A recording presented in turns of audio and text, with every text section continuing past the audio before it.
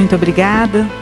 Que Jesus possa envolver então os nossos corações para mais uma reflexão esta noite, aonde no capítulo 14, honrar vosso pai e vossa mãe, nós vamos buscar refletir sobre a questão da família, essa sagrada missão que nos é confiada, uma missão divina, com certeza, aonde há um investimento muito grande da espiritualidade amiga de Jesus, do nosso Pai, a envolver os lares, aonde tantos corações retornam para o trabalho interior, principalmente para a evolução dos espíritos. Então é o local aonde a espiritualidade, com certeza, protege, ampara, faz com todos os esforços possíveis para que haja sucesso nesses lares, haja realmente, conforme o planejamento espiritual, haja realmente esse progresso dos espíritos. Então nós vamos refletir um pouquinho nesse capítulo, que vem nos falar, primeiramente, da piedade filial. Então, bem no início do nosso evangelho, está dizendo assim, honrai o vosso pai e vossa mãe. O que isso pode nos trazer aí, quando ele diz da piedade filial? O filho, ele tem para com os pais, uma dívida sagrada. Os pais forneceram um invólucro espiritual ou material para que ele pudesse reencarnar aqui na Terra. Então é uma dívida de gratidão que nós devemos ter para com os nossos pais. O filho, ele precisa assistir esses pais, não fazendo conta, às vezes, das situações até sacrificiais que ele precisa enfrentar para poder auxiliar esses queridos companheiros que foram ali, tão gentilmente nos recebendo no lar, nos envolvendo, tendo todo o carinho para nos receber. Muitas vezes perdeu noite de sono, precisou, diante do nosso choro infantil, ficar ali nos socorrendo, nos amparando, não sabendo nem o que a gente tinha, por conta das dores ali, quando pequenininhos choramos tanto.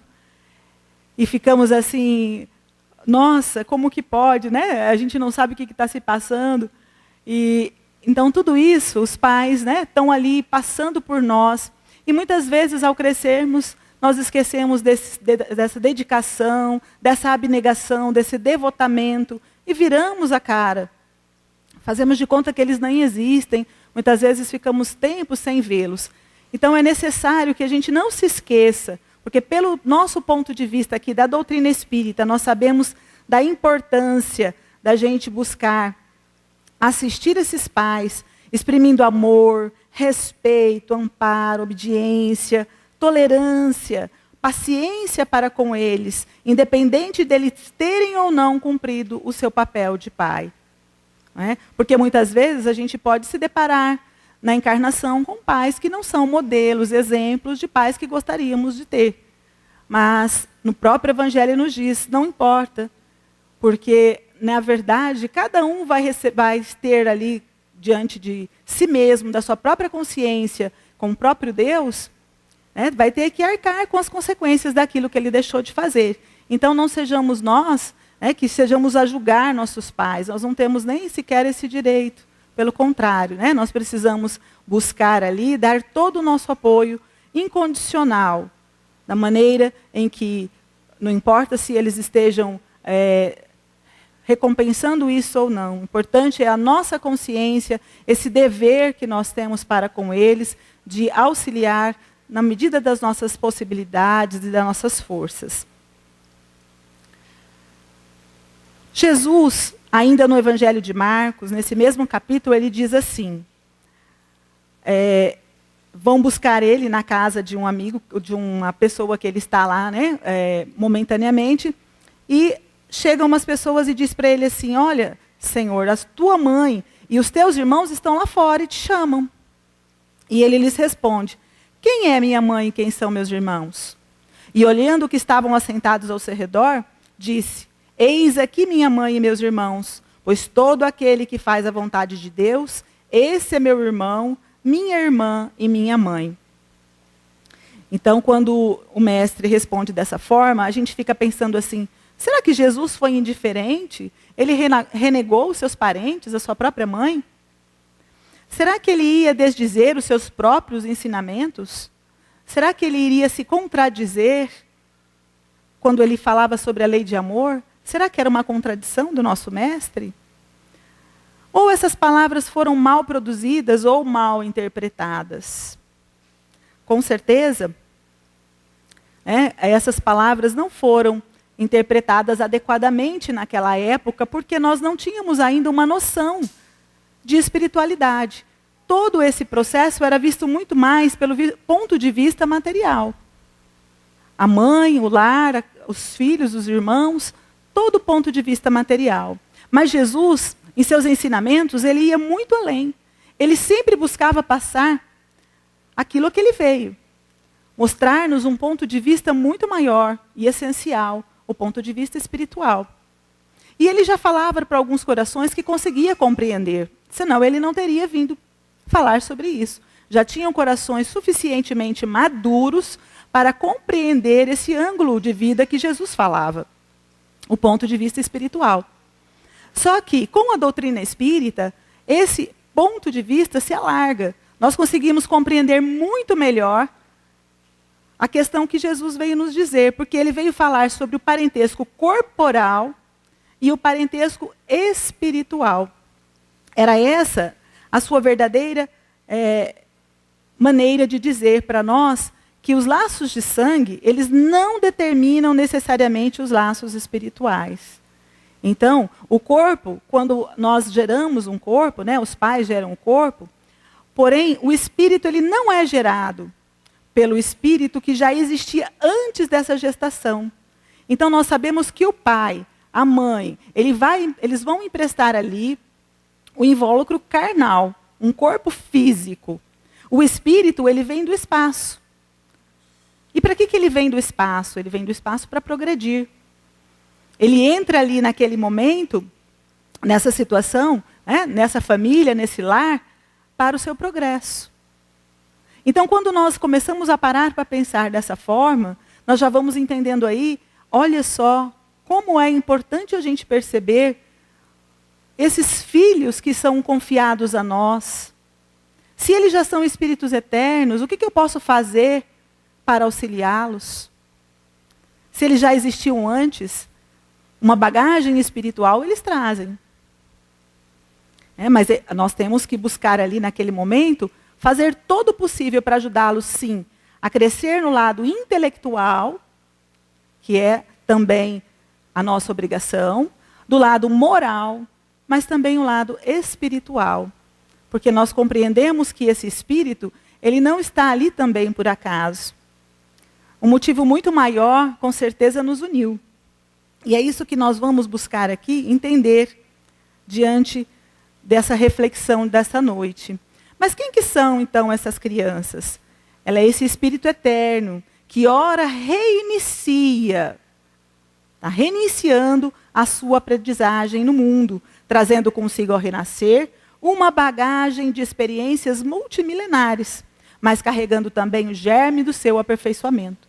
Então, esse espírito é alguém que ele já traz conhecimento, já tem os seus pendores, já tem as suas dificuldades, os seus problemas, os seus desafios.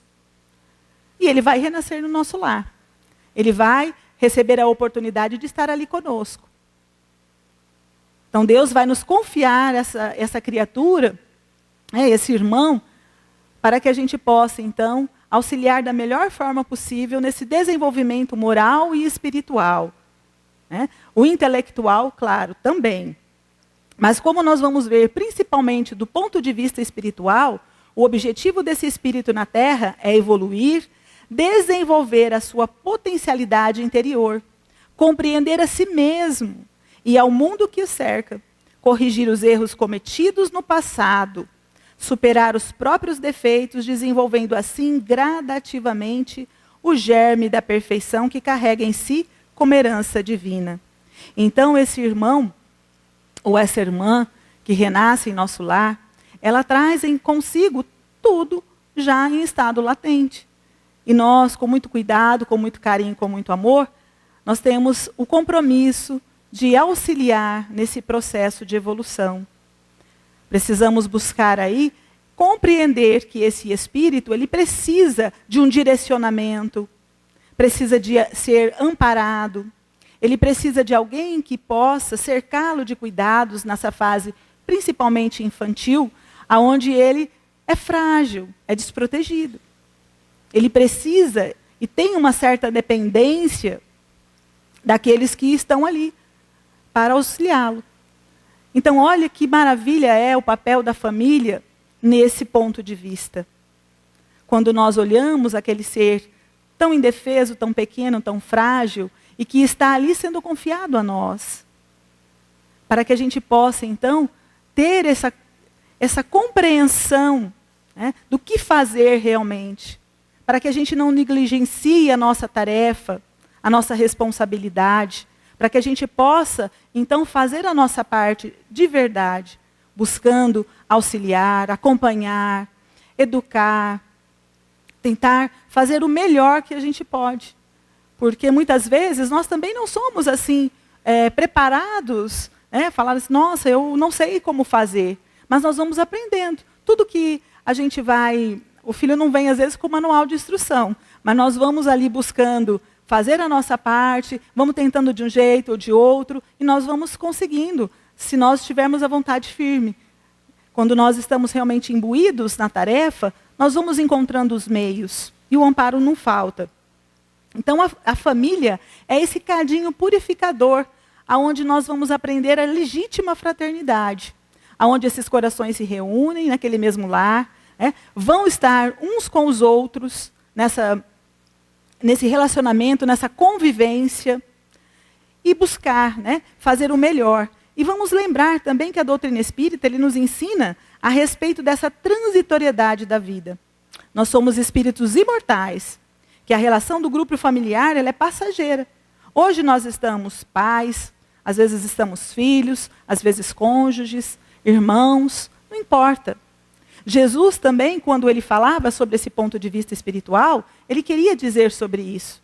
Porque com o espírito de Jesus já muito mais evoluído, bem lá na frente, ele já tinha essa noção de que somos apenas seres passageiros, que somos apenas seres em aprendizado, que estamos aqui nos iluminando, passando pelas experiências, e que essa consanguinidade, na realidade, ela é uma oportunidade dos espíritos em geral, quando se formam as famílias, de se auxiliarem mutuamente no progresso.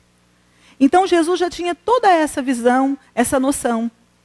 E ele já se via como um membro da família universal, da família da fraternidade universal. Então ele já não se olhava simplesmente como aquele filho de Maria, que tinha aqueles irmãos que estavam ali buscando ele. Ele já se olhava como irmão da humanidade, como nosso irmão, porque quando ele dizia assim, Pai nosso que estás nos céus, ele queria dizer, o Pai é o nosso verdadeiro Pai.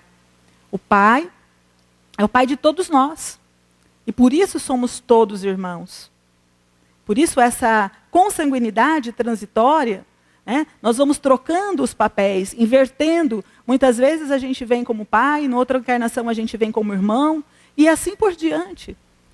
E no mundo espiritual, quando retomamos para lá, a mesma coisa. Nós não vamos chegar lá e encontrar um monte de famílias das quais nós passamos. Normalmente os espíritos estão ali sempre no mesmo núcleo familiar, porque acaba que nós nos comprometemos uns com os outros naquela relação. E ali muitas coisas ficam pendentes, então é necessário que a gente volte mais vezes naquele mesmo núcleo familiar, para sanar algumas situações que ficaram ali para trás, para continuar aquele aprendizado, muitas vezes para a própria reconciliação daquelas almas, que muitas vezes no decorrer aí das experiências multimilenares, possam, de alguma forma, ter se rompido. Os laços de afeto, naquele momento, podem ter sido rompidos, e aí é necessário que haja uma reconciliação. E aí começa, então, todo um processo onde a família retorna, cada um no seu papel, muitas vezes parecido até com uma novela, se a gente for parar para pensar. Parece que nós estamos de novo no palco da vida, vamos representar uma nova cena, uma nova novela, e aqueles personagens que estão ali precisam, cada um, saber atuar no seu papel, e quando desencarnam, voltam para o mundo espiritual e vão fazer ali, né, um apanhado, uma crítica daquilo que foi conseguido dentro daquela oportunidade, daquelas histórias que foram ali tramadas. Enfim, nós vamos percebendo aí que depois, lá no mundo espiritual, vamos ter que rever tudo isso, analisar e muitas vezes planejar uma nova encarnação, trocando, invertendo os papéis. E assim a gente retoma tudo de novo, com as mesmas criaturas, os mesmos atores, entre aspas, e nós vamos dando continuidade, até nós conseguirmos, então, o intento de evoluirmos cada vez mais, a cada oportunidade que nos é oferecida. Assumimos esses papéis sempre por motivos especiais, necessários à nossa evolução. Aquela família que se formou por laços consanguíneos tem uma finalidade, não foi o acaso que uniu. Mas necessidades maiores, fatores que são preponderantes, essenciais ao crescimento espiritual, tanto individual quanto coletivo desse grupo. Então, aquela família tem, cada um de seus membros tem o seu papel necessário ali, como estar no convívio. Mas, individualmente, ele traz também sua tarefa, sua missão, seu compromisso. Ele traz a sua necessidade evolutiva, tanto dentro do lar como fora dele. Da mesma maneira que nós, né, vamos buscar igualmente auxiliar para que no coletivo também possamos progredir. A convivência é necessária. Não dá para que a gente fuja dessas questões. Nos isolemos uns dos outros. Deus foi muito sábio ao criar a família, porque Ele permitiu a família justamente para nós experimentarmos tudo isso, analisarmos como é importante esse processo. Então, qual que é a função da família? É esse laboratório de experiências, né, onde a gente vai buscando ali fazer com que toda aquela mistura de sentimentos, de emoções, né, de situações que nos acontecem, elas vão proporcionando o aprendizado para as criaturas. Então, é um laboratório. Nós estamos ali buscando fazer os experimentos necessários para que a gente consiga criar ali fórmulas, né, que a gente consiga vencer ali as dificuldades. E dentro desse processo de experimentação, nós vamos evoluindo, pouco a pouco. Nem sempre a gente evolui muito numa única encarnação. Nós temos ali, por isso, repetidas oportunidades. Por isso que Deus proporciona outras experiências para nós. Porque é muito pouco nós estarmos aqui apenas numa única existência e já sair daqui perfeito. Nós não vamos conseguir. Nós estamos ainda burilando os sentimentos. Os nossos sentimentos ainda são muito mais voltados para o ego, para a questão do egoísmo, do orgulho, que nós estamos trazendo. A maioria da dificuldade que enfrentamos está ligado ainda aos nossos quereres inferiores, às paixões que carregamos, às dificuldades que trazemos, tudo aquilo que ainda faz mais latente no espírito. Então, quando nós deixamos o orgulho falar mais alto, as brigas acontecem, as discussões, as dificuldades, os problemas se acentuam. E aquele laboratório, né, fica meio que transtornado. A mesma coisa que a gente vai ter que buscar uma fórmula para melhorar essa convivência, para auxiliar o despertar dessas criaturas. Porque é compromisso que assumimos. Então, a função primordial da família é a colaboração com Deus para aprendermos a nos amar como irmãos. Então, nós vamos treinar esse sentimento, aprender a amar, desenvolver esse sentimento maior dentro de nós. E qual a melhor maneira de fazer isso, senão convivendo uns com os outros, aprendendo a tolerância, a paciência, buscando compreender melhor o outro, aceitando a diferença do nosso companheiro ali de jornada, porque nós não somos iguais, cada um tem um universo dentro de si, uma maneira de enxergar a vida. Até por isso, porque nós somos espíritos imortais, com uma bagagem imensa. Já passamos por tantas e tantas experiências e tudo isso fica arquivado, fica tudo guardado em nós. E é justamente no momento em que estamos aqui na carne que essas experiências, essa bagagem, ela também vem à tona. na nossa convivência. Se nós temos hábitos, pendores, tendências, elas vão vir à tona no momento em que estamos convivendo uns com os outros. É nessas horas que muitas vezes a gente se conhece melhor. É nessa hora que nós estamos diante do outro que nós vamos percebendo ainda o tanto de orgulho que trazemos no nosso coração, diante de um impasse familiar, de uma situação em que a gente tem ali que buscar, às vezes, entender o outro e a gente não consegue, porque a gente está vendo o nosso lado.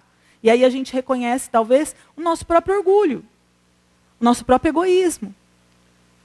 Então, muitas vezes, a gente não está ainda desperto para procurar e para buscar se conhecer. Mas ali é o melhor laboratório para isso. Quando nós começamos a olhar, né, o que o outro supita em nós, né, o que o outro traz à tona. Às vezes, alguma pessoa, algum irmão ali naquele momento, ele traz o nosso lado pior. E já tem criaturas que no nosso lar ali nos traz o lado melhor. Nos apazigua, nos tranquiliza, né, nos ajuda a sair daquela situação infeliz, nos acalma. E já tem outros que parece que só de olhar a gente já arrepia. Pela dificuldade que é, às vezes, estarmos numa situação em que esses espíritos que estão ali não são exatamente amigos. Muitas vezes estão também ali para reatar os laços familiares, reatar os laços, né, de afeto. E aí é onde muitas vezes as antipatias e as dificuldades, né, vêm à tona. Vem trazendo ali a dificuldade na convivência. E a gente sabe que isso não, esse laboratório aí não tem só flores, tem a parte dos espinhos, das dificuldades. No livro SOS Família, da Joana de Ângeles, nos fala o seguinte: o Espiritismo ele apresenta a família como um instituto abençoado em que as criaturas humanas se reencontram com um programa de provas e expiações com vista ao futuro. Então vejam só, né?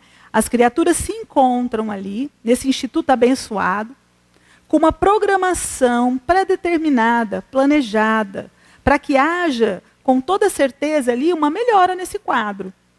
Nós não reencarnamos, temos todo um trabalho da espiritualidade, todo um planejamento, uma programação, e aí a gente chega aqui e fica de papo para o ar. Pelo contrário, né? Esse programa foi montado, foi planejado, para que a gente coloque ele em prática. E hoje a gente já compreende isso através da doutrina espírita, nos mostrando a importância de fazermos a nossa parte, não ficar esperando que o outro faça, porque muitas vezes isso acontece. E aí é onde a gente fica, não, se ele não fizer, eu não faço, se ele não for, eu não vou. E aí a gente fica deixando o orgulho sempre falar mais alto, e a gente não sai, não consegue, no final dessa encarnação, fazer a nossa parte, ou evoluir um pouquinho que seja naquele propósito a que viemos. Então a importância de saber disso faz a diferença. E lá no Evangelho, ainda nessa missão paterna, né, ou materna também, ele fala da ingratidão dos filhos, que desde pequenina a criança já manifesta os instintos bons ou maus que traz da sua existência anterior. Ao estudá-los, devem os pais aplicar-se. Todos os males se originam do egoísmo e do orgulho. Espreitem, pois, os pais os menores indícios reveladores do germe de tais vícios e cuidem de combatê-los, sem esperar que lances raízes profundas. Se deixarem que se desenvolvam o egoísmo e o orgulho, não se espantem de serem mais tarde pagos com ingratidão. Então, esse item do capítulo 14, o item 9, ele é maravilhoso. Vamos, assim, buscar estudar ele a fundo, porque ali ele tem um verdadeiro ensinamento para quem está ali na lide do lar. Porque nós percebemos ali a importância desses laços, nós percebemos a importância de agirmos com bastante responsabilidade, com bastante cuidado, observando aqueles espíritos que estão ali em fase infantil, tão lindos, né? Tão maravilhosos que a gente vê ali.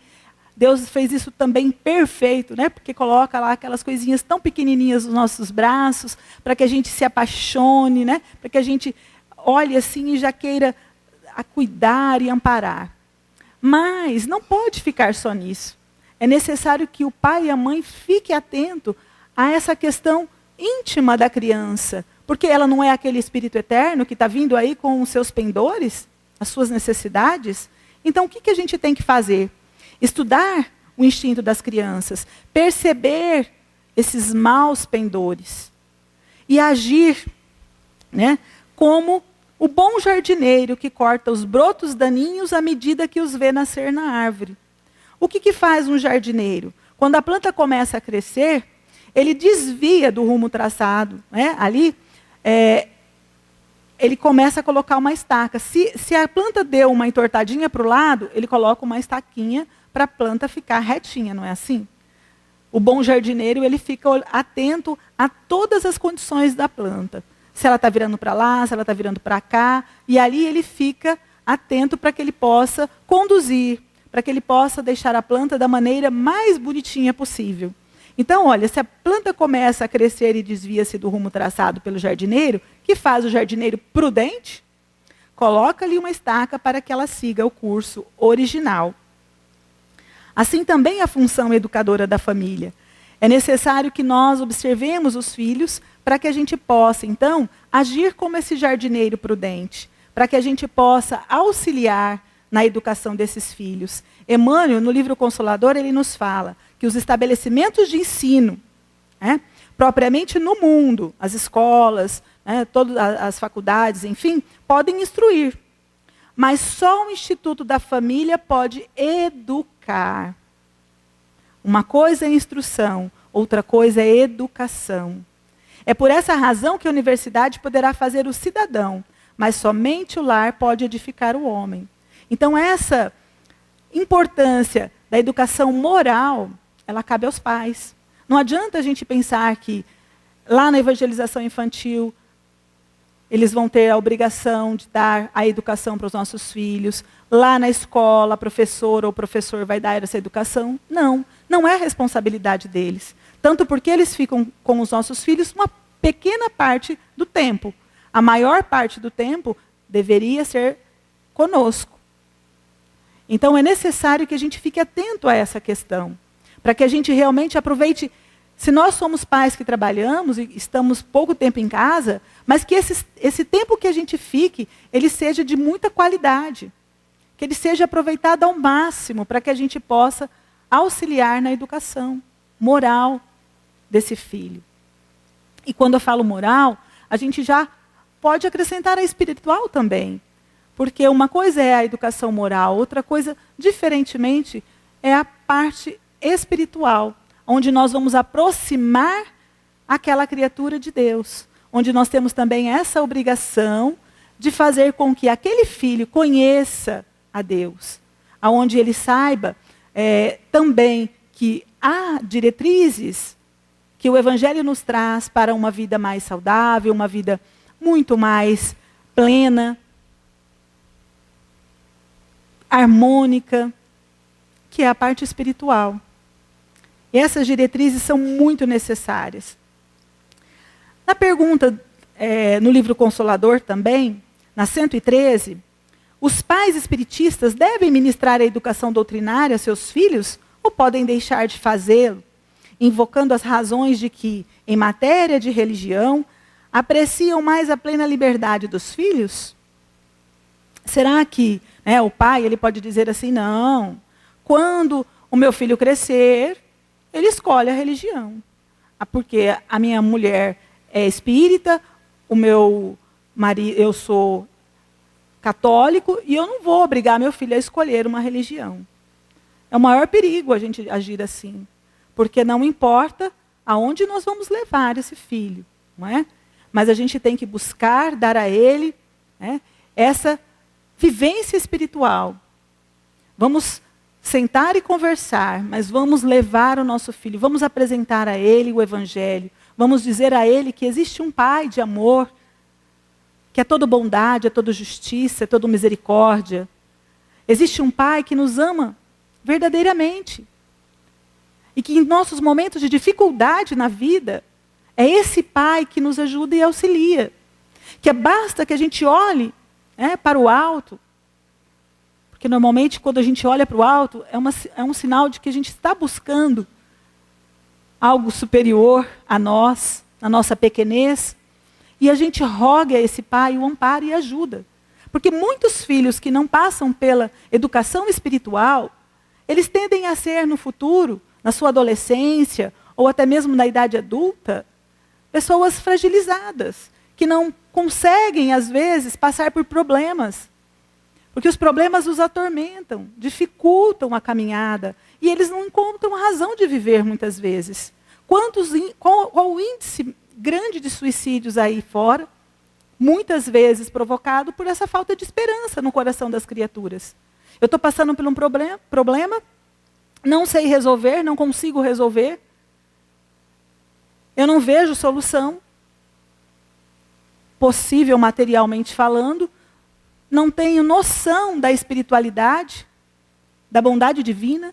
E qual é a primeira porta que eu encontro? A do suicídio. Quando não das drogas, quando não dos amigos que me levam para o álcool e tantas outras situações infelizes. Raramente acontece isso com filhos que foram educados verdadeiramente nas bases evangélicas. Porque apesar de, muitas vezes, eles até cometerem alguns deslizes, eles se lembram daquilo que foi lançado como semente no coração deles nessa fase. Porque, lógico, eles vão crescer, vão amadurecer, vão se tornar adultos, vão fazer escolhas. Mas se foi plantado uma semente ali naquele coração, ele vai lembrar-se. Tem o nosso irmão Rossandro, que ele tem assim vídeos maravilhosos, que fala muito sobre a família, e ele fala de um certo caso em que uma mulher estava na palestra e ela conversava, ela estava ouvindo ele dizer assim que é obrigatório levar para a evangelização. É obrigado a levar para a evangelização os filhos. Ele estava ali, né, reiterando isto. E ela, na assistência lá, esperou terminar a palestra. Quando acabou a palestra, ela foi procurar ele. Falou assim, olha, graças a Deus que você falou isso. Porque eu obrigava o meu filho desde pequeno a ir para a evangelização. Mas eu não sabia se isso era certo, porque ele não gostava, ele não queria ir. Mas eu obrigava assim mesmo. Aí, ele perguntou assim, e deu certo? Ela falou assim, nossa, como deu certo? Porque hoje eu falo para minha filha, filha, você está bem? Aí ele estranhou, né? Filha. Ela falou, filho. Sim, minha filha.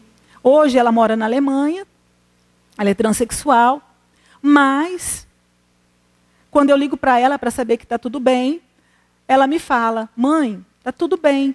Graças a Deus, a senhora me levou para a evangelização. Porque justamente por eu lembrar lá da senhora falar do nosso lar, do umbral, que eu não mato as criaturas que estão aqui. Porque me dá uma raiva, mas eu me seguro para eu não ir parar lá no umbral. Então, veja só, não é a semente plantada que vai dar um fruto ali na frente? Com certeza. Todos nós temos que estar buscando realmente, sim, auxiliar a criatura, a compreender. Ela pode não ser a melhor criatura do mundo, lá na frente. Não importa, mas alguma coisa vai ficar retida. Alguma coisa vai fazer com que ela se segure no momento das escolhas. Ela não tenda ali a dar vazão, às vezes, às suas imperfeições, às suas tendências inferiores. E aqui, o que é que o Emmanuel nos fala? Deve nutrir-se o coração infantil com a crença, com a bondade, com a esperança e com a fé em Deus. Agir contrariamente a essas normas é abrir para o faltoso de ontem. Olha só, ainda coloca o espírito como faltoso, porque nós somos faltosos, sim, perante a lei divina. A mesma porta larga para os excessos de toda sorte, que conduzem ao aniquilamento e ao crime. Então, se nós não estivermos ali muito atentos com esses filhos, eles estarão facilmente levados para dar vazão às suas tendências inferiores. E nós vimos no Evangelho que ele nos coloca lá que até os 7 anos, a criança, ela é moldável, Nós conseguimos muito mais até os 7 anos de idade com uma criança, o espírito que está ali renascendo, porque a sua bagagem ainda é reduzida, não veio com total força. Então nós vamos buscar ali até os 7 anos, auxiliar naquele processo, dando toda a educação possível, buscando fazer a nossa parte, esclarecendo, mostrando o caminho, fazendo aquilo que é necessário nessa educação moral e espiritual. Porque a partir dos 7 anos, o espírito começa uma nova fase. A sua reencarnação se completa e ele começa, então, a emergir de dentro dele, né, daquele inconsciente que está ali, toda a sua bagagem. E se ele, de repente, está sendo assistido, amparado, e foi amparado por nós, naquele momento em que vem, né, as suas tendências, os seus pendores, ele vai fazer uma análise. Ele não vai entrar em conflito, porque ele vai perceber, puxa, eu aprendi assim. Por mais que eu tenha vontade de fazer dessa forma, alguma coisa me segura, porque eu sei que não é o melhor, não é o mais correto. Então esse filho vai buscar olhar para aquilo que a gente mostrou para ele, para aquilo que a gente buscou orientar. E é nisso que ele vai conseguir vencer as más paixões, não passar por essa porta larga, né? E sim pela porta estreita, como nos recomenda Jesus. Porque a porta larga é muito mais fácil de ser habitada, é muito mais fácil da gente passar por ela. É só a gente ser como é. É só a gente não trabalhar sentimentos. É só a gente deixar o orgulho e o egoísmo ficar. É só a gente ceder a todo tipo de tentação, de situações infelizes que a vida nos oferece. E olha que a vida nos oferece muitas tentações. É o que mais tem. Passar pela porta estreita dá trabalho, porque exige essa reforma interior, exige a gente negar o melhor, né? Resistir às determinadas situações, aos convites que a vida nos faz. Aparentemente, muito mais cheia de ilusão esses convites. Porque, no primeiro momento, é tentador a gente ir para determinadas situações, ceder aos impulsos, às paixões, à bebida, que é tão fácil oferecida aí em todos os lugares, às drogas, ao sexo desregrado e tantas outras coisas. É tão fácil a gente ceder. O difícil é resistir. E Jesus já dizia isso. No Pai Nosso, ele fala lá, não nos deixeis cair em tentação. Mas muita gente nem sabe que isso é tentação. Vive tão iludido, não aprendeu. E é muito mais fácil cair. Com os ensinamentos, com essa sementinha plantada, nós vamos auxiliar esse espírito. Por mais que ele tenha dificuldade, e às vezes até mesmo erre, aquela sementinha plantada vai fazer a diferença nas escolhas que ele vai fazer. Ele vai ter, com certeza, um pouquinho mais, né, vai saber usar o livre-arbítrio com discernimento. Esse discernimento vai fazer a diferença na caminhada dele. Mas como que a gente pode agir, né, nesse compromisso de mudança, diante de tantas situações aí que a gente pode fazer, né? Quando a gente ama um cachorro, você espera que ele seja mais do que um cachorro? Normalmente não, né? Mas, todavia, quando se ama o trem, no nível da humanidade, sempre se exige que o outro submeta-se, adquira valores que ainda não possui, cresça ao elevado patamar da expectativa de quem se lhe afeiçoa. Então, assim, é uma cobrança dos pais em relação aos filhos, aquele a quem a gente ama, né, com um rigor imenso. E esse dizer aqui está lá em Joana de Ângeles, Conflitos Existenciais, pelo Divaldo Franco, dizendo que equívoco nosso exigir além daquilo que aquele irmão pode dar. Então, como que a gente age? Normalmente a gente quer, né, uma família perfeita. Não sei quanto a vocês, mas todo mundo idealiza, né, a família ideal. Aquela família bonita, perfeita, toda certinha, que o filho não dá trabalho, que a gente não tenha preocupação, que a gente saia e, olha, você vai ficar aí bonitinho, a gente sai, ele volta, tá tudo bonitinho, tá limpinho, certinho, cheirosinho, mesma coisa. Então, quando nós vimos que não é nada daquilo, né, a família real, a gente assusta.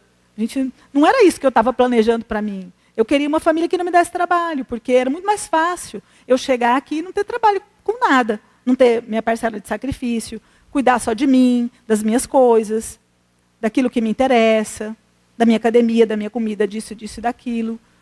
Enfim, eu não teria nenhuma preocupação com o outro. Mas na família não é bem isso que acontece. Né? Nós temos que olhar para as outras situações. Porque se a gente ver essa figura aí, uma família que está totalmente alheia, para uma família que está já buscando uma mudança de comportamento, né? Qual é o quadro que a gente vê hoje em dia de verdade? Infelizmente, né? A maioria de nós já está assim tão voltadas para a tecnologia e muitas vezes perde o diálogo, perde o contato com os filhos. E os poucos momentos que a gente disse que a gente está em casa, muitas vezes está dessa forma, olhando para o celular, pela tecnologia, para a televisão e tantas outras coisas. E deixa, muitas vezes, de ter o contato de amor com a criatura. Deixa de ler um livro, né, de ler o Evangelho, de estar ali buscando fazer daquele momento um prazeroso, um momento de convívio junto ali, amoroso com as criaturas. Então, vai criando sempre um distanciamento, uma dificuldade, um buraco naquelas relações. E isso explica a maioria das dificuldades nesses relacionamentos. É um distanciamento tão grande que vai gerando cada vez mais a ingratidão, né, as antipatias, a falta de afinidade. E essa ideia de karma que muitas vezes a gente tem, né, muita gente fala assim, é nosso karma, eu vou carregar essa cruz e não sei o que lá mais. Ele não pode servir de desculpa para nós. Pelo contrário, porque nós sabemos, nós como espíritas sabemos a importância da verdadeira responsabilidade que é estar no lar. Nós não vimos agora há pouco o que é a responsabilidade maior? Não é a educação? Deus não está fazendo aquilo para nos punir. A família não é motivo de punição. Se um familiar é difícil, é complicado, né, Deus não está nos punindo com aquele irmão. Pelo contrário, Ele está dando a oportunidade de melhoria, está dando a oportunidade de crescimento, de evolução para todos nós. Tanto para aquele que está ali, né, na responsabilidade de auxiliar, quanto para aquele que está ali, que veio trazer a sua dificuldade para ser auxiliado. Então é uma mão dupla, aprendizado mútuo. E se a gente aproveitar, né, nós vamos realmente auxiliar, né? Nós vamos realmente ajudar esse irmão. E isso deve servir de estímulo à mudança de nossa conduta diante deles, no sentido de conquistá-los pelo amor, e não suportá-los com queixas e lamúrias como se vítimas fôssemos, porque nós não somos vítimas. Não foi o acaso que nos uniu. Não é por acaso que aquela criatura está ali. Nós podemos ter a certeza disso. Muitas vezes, cúmplices de um passado, hoje nós temos que entrar em contato com essa criatura para ajudar. Nós temos que retomar essa caminhada unidos para fazer o melhor nessa encarnação. Então, esses verdadeiros laços de família, muitas vezes, não são os verdadeiros da consanguinidade, mas os da simpatia e da comunhão de pensamentos que unem os espíritos antes, durante e após a encarnação. Esses são os verdadeiros laços que unem a gente. Não é? Às vezes, os da consanguinidade são transitórios. A gente fica ali naquela encarnação, lá no mundo espiritual a gente retorna e já nem mais entra em contato com aquelas pessoas. Mas os de simpatia, os laços de amor, esses sim, unem-se aqui e lá. Continua vivos. E a gente tem que levar em conta, então, o planejamento espiritual. Como a gente está vendo ali, o planejamento espiritual leva em consideração o passado e o futuro. O passado, culposo. O futuro, que nós desejamos. Aquilo que nós esperamos na evolução. As questões singulares que diz respeito ao próprio espírito, individualmente falando, e as necessidades evolutivas do conjunto, né, de forma geral. usando no presente o livre-arbítrio, que vai fazer a diferença nas escolhas que o espírito faz. Então, a reencarnação, longe de fazer com que os laços de família sejam destruídos, pelo contrário, ele faz com que nós nos apertemos nesses laços, né? Nós estejamos mais juntos de verdade, porque nós vamos, com certeza, retomar várias vezes para fazer com que esse núcleo cresça e que a gente esteja conseguindo vencer as dificuldades, nos reconciliando uns com os outros, aprendendo a amar. E aqui ele diz aqui, mas o que pode, isso aqui está lá no 14, no item 9, mas o que pode, nessas circunstâncias, reerguer a coragem moral, senão o conhecimento das causas do mal, com a certeza de que se há longas discórdias, não há desesperos eternos, porque Deus não pode querer que sua criatura sofra para sempre? O que há de mais consolador, de mais encorajador do que esse pensamento que depende de si mesmo, de seus próprios esforços, para aliviar o sofrimento, destruindo em si as causas do mal? Mas para isso é necessário não reter o olhar na terra e não ver apenas uma existência. É necessário elevar-se no pairar-se no infinito do passado e do futuro. Então, a grande justiça de Deus se revela aos vossos olhos, e esperais com paciência, porque explicou a vós mesmos o que vos parecia monstruosidades na terra. Os ferimentos que recebestes vos parecem simples arranhaduras. Nesse golpe de vista lançado sobre o conjunto, os laços de família aparecem no seu verdadeiro sentido. Não mais os laços frágeis da matéria que ligam os seus membros, mas os laços duráveis do espírito, que se perpetuam e se consolidam ao se depurarem, em vez de se quebrarem com a reencarnação. Então só depende de nós fazermos a parte que nos cabe. Se a gente estiver imbuído realmente desse trabalho, nós vamos vencendo, nós vamos conseguindo lapidar essas joias, esses tesouros que são nos confiados. Diamantes brutos, como nós mesmos. E vamos conseguindo vencer com perseverança, encorajados, porque a doutrina nos traz esse entendimento. A doutrina nos traz essa paz para que a gente consiga, consolados por essas razões espirituais, não desistirmos diante das dificuldades, não é? Saindo da nossa zona de conforto, percebendo que não existe um modelo pronto, uma receita para a gente trabalhar tudo isso. É necessário que cada um, né, entenda o que é necessário com aquele filho, porque o que dá certo para um filho não dá certo para o outro. Muitas vezes a gente, com um dá tudo certinho, dá para você seguir uma regra, mas com o outro não dá, você tem que se modificar, se repaginar ali para auxiliar. Nós temos aqui um videozinho, bem interessante, e que nos mostra quando uma mãe não desiste de um filho, quando uma mãe, ela acredita no potencial, quando ela sabe que o filho é uma joia, um tesouro confiado a ela. Nós vamos colocar aqui para vocês verem. Vamos ver se vai dar certo. Eu vou ter que dar uma tiradinha aqui.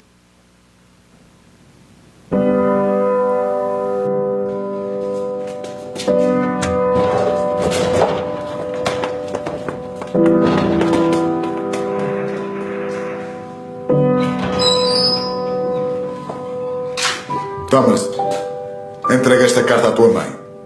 É muito importante.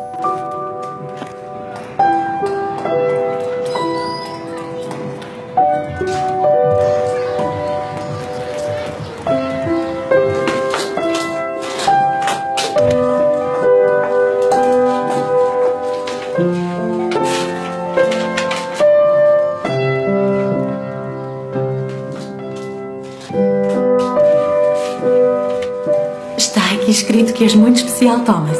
Na tua escola já não conseguem ensinar-te mais nada porque és o mais inteligente. Também escreveram que a partir de agora terei de ser eu a ensinar-te. Eles não sabem como fazer.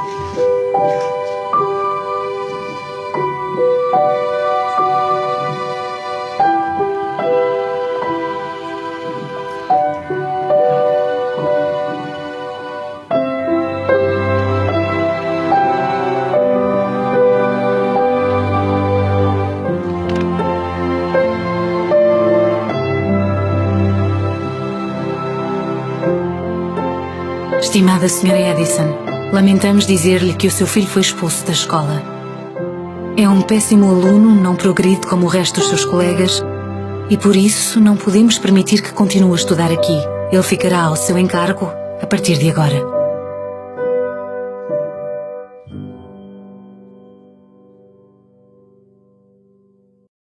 Então nós vimos aí a história do Thomas Edison, que se não fosse essa mãe acreditar e confiar no potencial desse filho, que tinha sido excluído da escola, nós não teríamos hoje a lâmpada, né? Nós estaríamos aqui às vezes nem conversando, talvez, não é mesmo?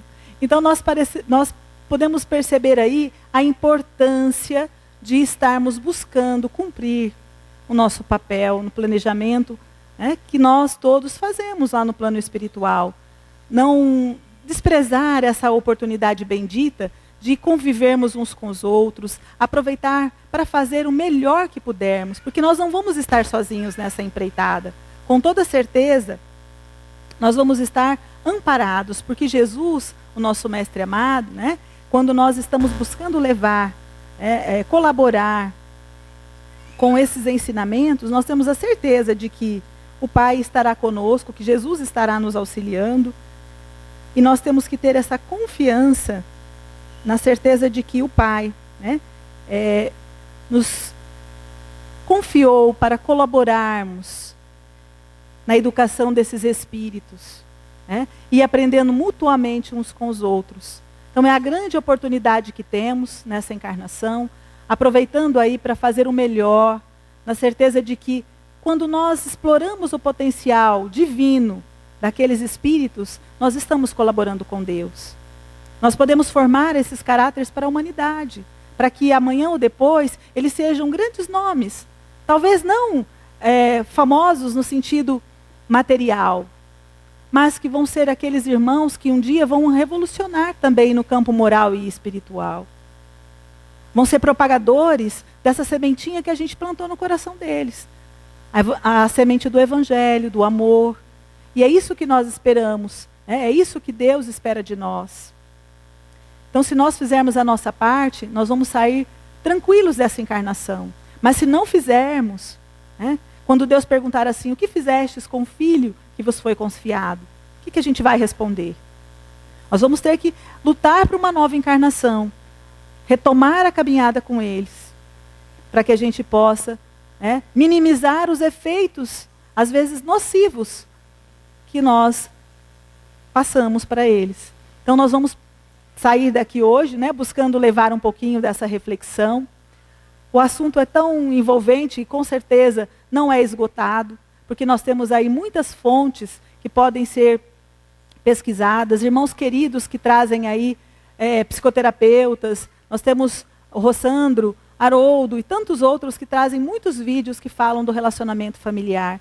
Vamos buscar, vamos fazer a nossa parte e com certeza, né, nós vamos conseguindo moldar pouco a pouco esses irmãos, né, e também nos moldarmos através dele, né, porque o aprendizado é mútuo.